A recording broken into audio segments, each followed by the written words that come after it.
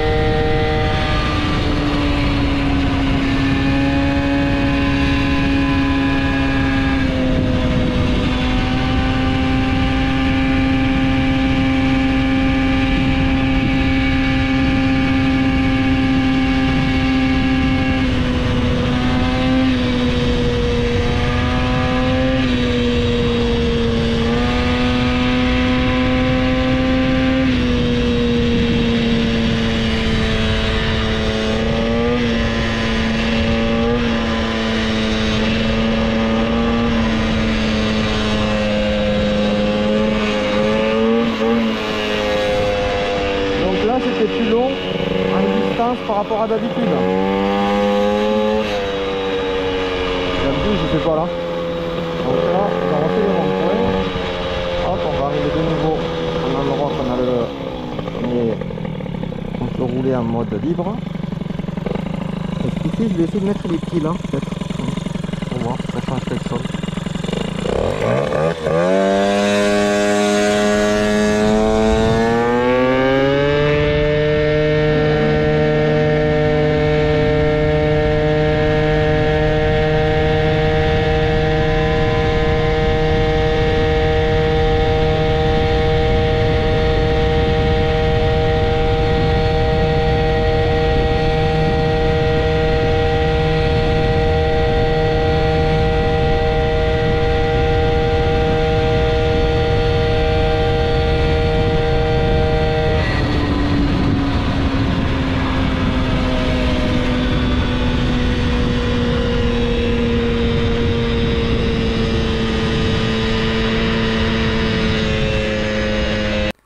Alors voilà ce que ça donne. Donc maintenant je repars un petit peu sur du blabla.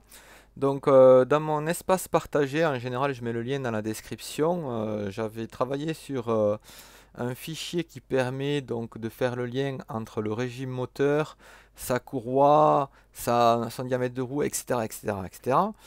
Et donc j'ai bien la confirmation, là mon variateur s'est fermé entièrement, limite, hein. Donc je sais que je tire trop long. Mais là, c'est bien ce que je pensais. Le variateur s'est fermé, ça tout correspond.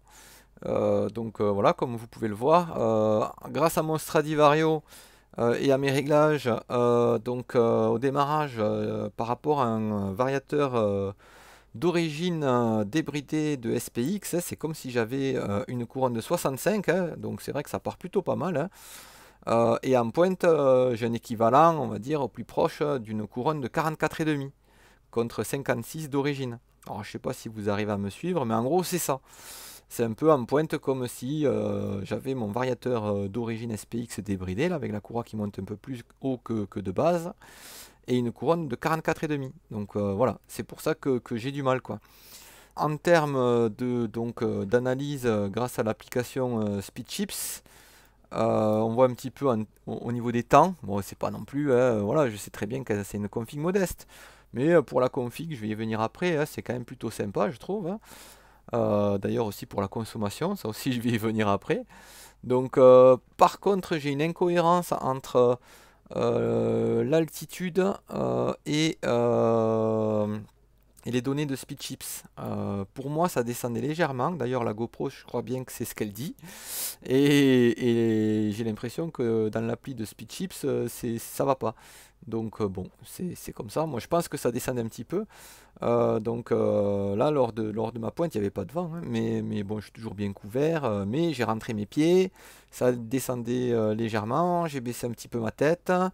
Tout ça, donc j'avais aussi gonflé un petit peu plus que d'habitude mes pneus. J'avais fait quoi? J'avais un petit peu graissé ma chaîne, j'avais recentré un peu ma roue arrière.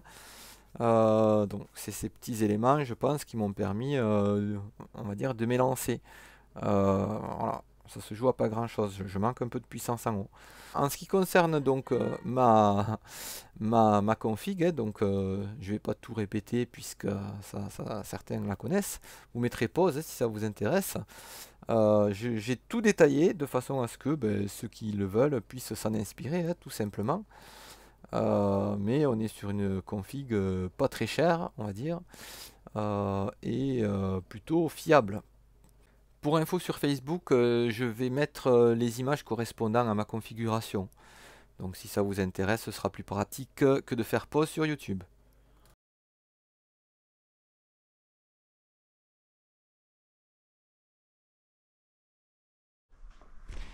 Ouais, je viens de penser à un truc là. Ce que ça avait fait au niveau consommation. Je sais pas si vous verrez. Donc j'ai regardé, donc j'ai fait 45 km entre le fait d'aller à la balade, le fait de revenir et le fait de faire la balade. Sachant que j'avais fait en sorte d'avoir assez d'essence, mais on va dire que ça risquait pas de déborder. J'avais mis de l'essence à peu près, on va dire 5 mm en dessous du bord, je pense. Donc ouais, je sais pas du tout qu'est-ce que ça représente. Ce qui reste. Au pif du pif, je dirais que j'ai consommé 1 litre. Voilà. Ça ferait ouais, du 2 litres au 100, hein, ça me paraît bizarre. Moi de notre côté, j'ai quasiment frôlé l'accélérateur tout du long. Donc c'est possible. Ah oui, j'avais fait des vidéos là en rapport avec les Vaporust. Si ça intéresse certains que je montre, vous me le direz. J'essaierai de faire le montage. Là, le réservoir est propre.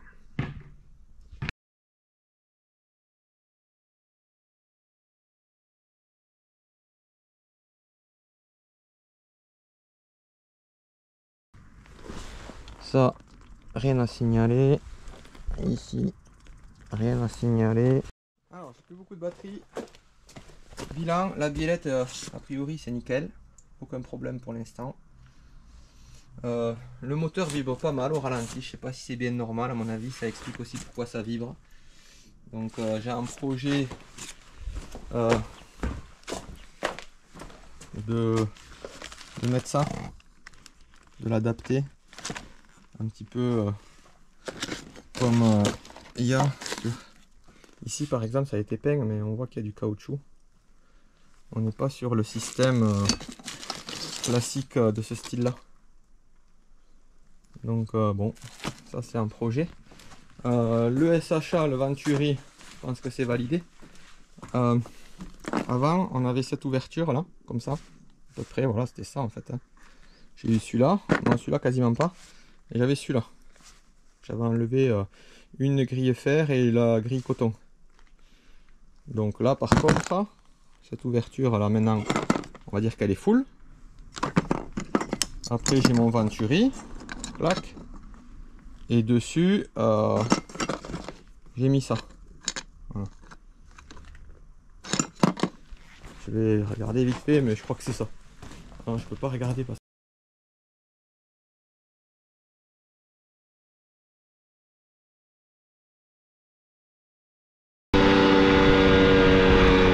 On va faire une température testing, n'est-ce pas, Régus? On va arrêter à l'ombre.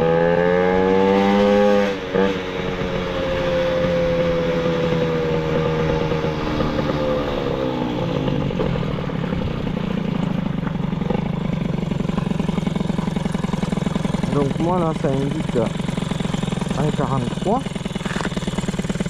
Je sais pas si au ralenti ça peut baisser.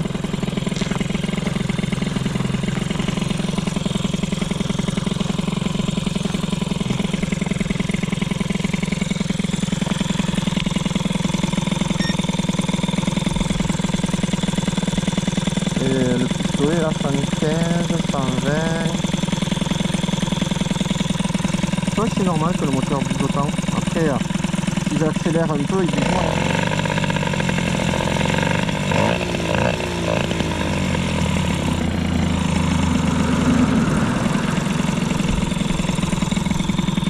Le cylindre, c'est ce que c'était.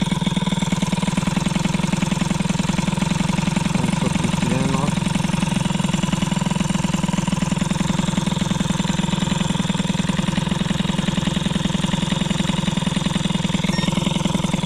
Alors que là, ben on a moins quoi.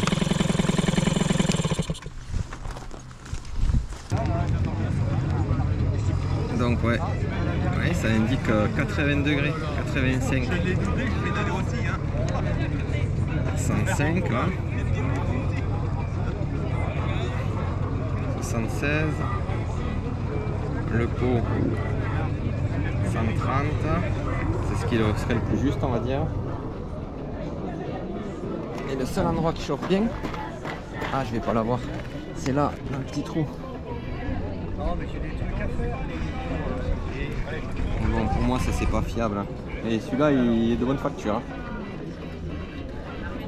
La bougie on a une indication correcte. Alors que là moi j'ai 127. Je vais essayer avec le nouveau là, l'Express. Je crois que j'ai un décalage de 2 degrés.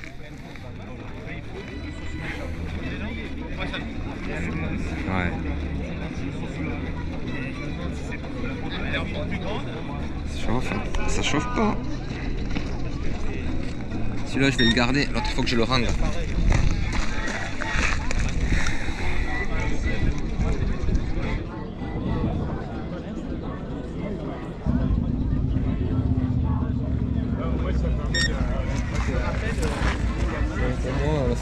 chaud, c'est beaucoup mieux.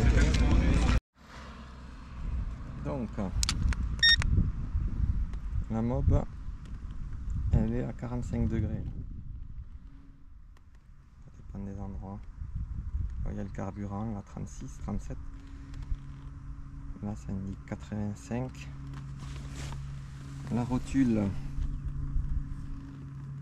92, 80. Voilà. Donc il fait à peu près 40 degrés. Le moteur il est à 120. Donc on va décoller. Pas beaucoup.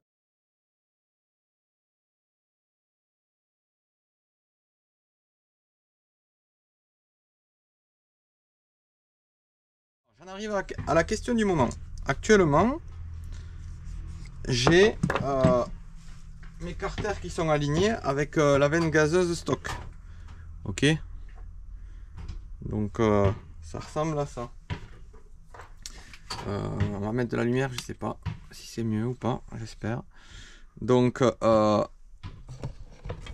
voilà. Et du coup, j'ai également des clapets Athena. Je crois que les lamelles sont stock aussi. Ok. Alors c'est monté avec un joint de chaque côté actuellement. Puis j'ai une pipe de 15 type Polini rigide. Ok. Et là-dessus j'ai mon carbu SHA. Ok. D'ailleurs ça fait ça, il y a un vide là. Enfin, il y a de l'espace perdu. Et il y a quelque temps j'avais ce genre de filtre à air. Donc ce modèle là c'est celui avec deux grilles inox et un filtre coton. Donc à l'époque si j'avais su j'aurais acheté plutôt celui-là. Où il n'y a qu'une grille. Et finalement je l'ai remplacé, hein, c'est ce que j'ai là actuellement, par le Venturi type Sunshine, hein, vous le contactez si vous en voulez un. Sur lequel j'ai adapté un petit filtre AT. C'est peut-être pas celui-là que j'ai adapté, je sais plus. Avec un collier.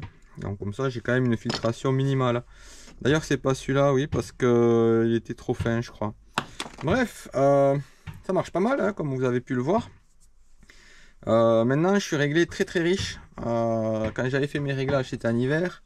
76 ça broutait, hein, j'avais du mal à atteindre 6000 tours et après ça allait. Donc du coup j'ai mis 75. Voilà un gicleur. Du coup quand j'avais fait mon test de bougie, la bougie était bien noire. Alors la question que je me pose, j'ai un carbu 17,5 rigide, hein, dans mon stock là. Bon, il faudrait que je le passe en 4 temps, mais j'ai aussi ce qu'il faut, hein, pour le passer en 4 temps.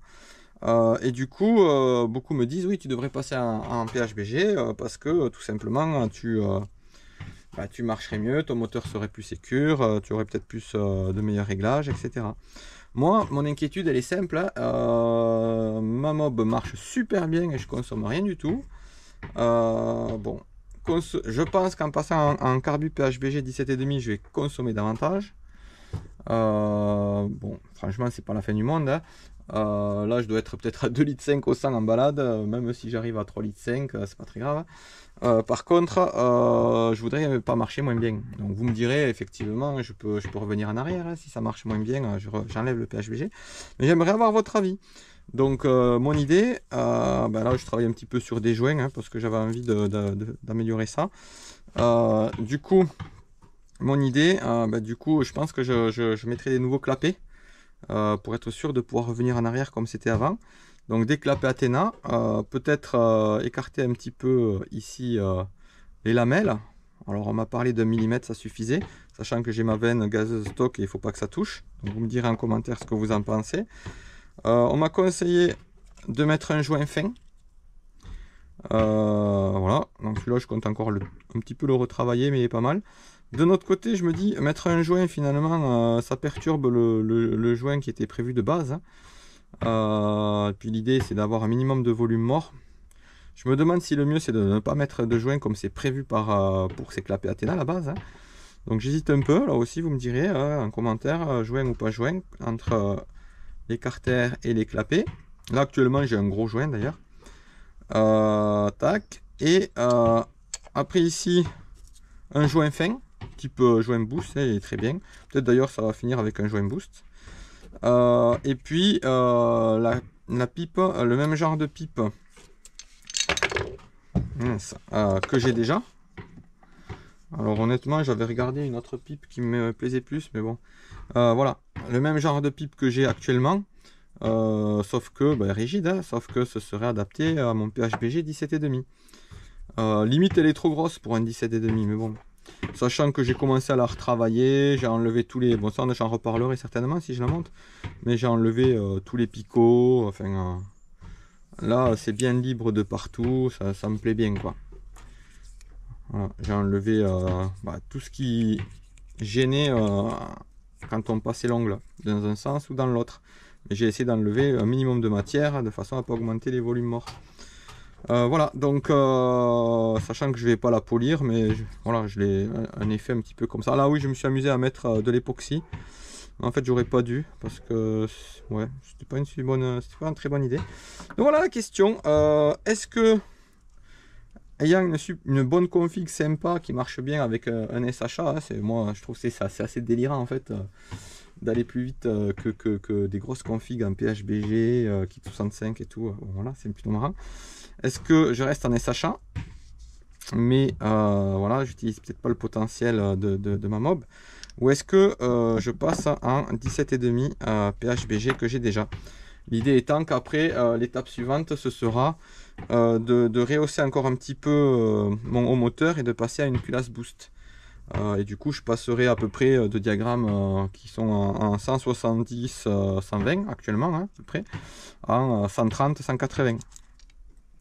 Donc de là, c'est pareil, je vais avoir un moteur plus pointu. Si vous avez vu un petit peu la balade que j'ai postée la dernière fois, voilà, une balade où on se traîne à 40 à l'heure, un moteur pointu, c'est problématique. Donc voilà, vous me direz en commentaire. Carbu 17,5, PHBG, est-ce que je suis sûr de mieux marcher, quitte bien sûr à faire des réglages, hein, ou est-ce qu'il y a un risque que je marche moins bien qu'avec mon SHA? Ensuite, est-ce que je mets un joint ou pas? Moi j'ai envie de pas en mettre. Est-ce que j'écarte un petit peu les lamelles ou pas? Est-ce que les lamelles d'origine, sachant que là actuellement je prends même pas 10 000 tours et que je compte pas prendre plus de 10 500, est-ce que je peux garder ces lamelles là? Voilà toutes les questions que je me pose. Donc n'hésitez pas à commenter, participer, et ça me ferait plaisir et puis ça m'aiderait. Voilà.